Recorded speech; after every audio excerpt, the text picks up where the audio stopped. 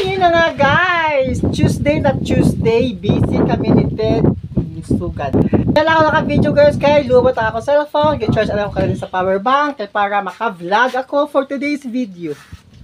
Hayon, busy si Ted, ang kinhimo ni Ted Sugad guys, ginuto niya ang amon abuhan. Adi guys, ang gin, panday-panday nga niya. Kaya ang abuhan guys, ang abuhan pa no guys, adi lang sa lapag. Ano ba ako Tagalog bang gali? Pasensya na guys, kaya kung Tagalog, di pa rin ako masyado mas batin nyo, kaya na ako nasanayan.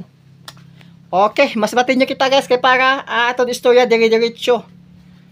Yun na nga guys, ang among abuhan, among abuhan namon guys, alis siya sa lapag.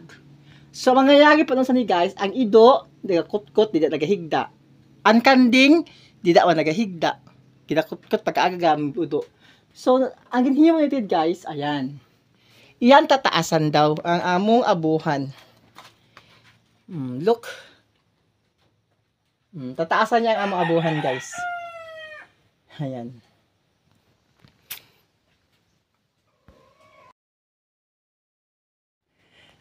Ayan guys. Among niya ginhimo niya. Salugon niya ni siya didi guys. Tapos butangan san duta. Para taas ng among abuhan. Magluto kami irog siya sana. Then ang sa idalom, ayun naisip sa idalom guys, butangan na namon san kahoy. Mag-file kaming kahoy na didi. Kaya ang among lutuan didi na. Butangan niya duta, tambakan sa duta, ali na lutuan sa taas. So safe na siya guys sa mga akong ido kag sa kanding sa taas ng among abuhan. Hayan for today's video guys, ang ganap ni Ted. So ngayon, punta naman tayo sa akong ganap. Babush!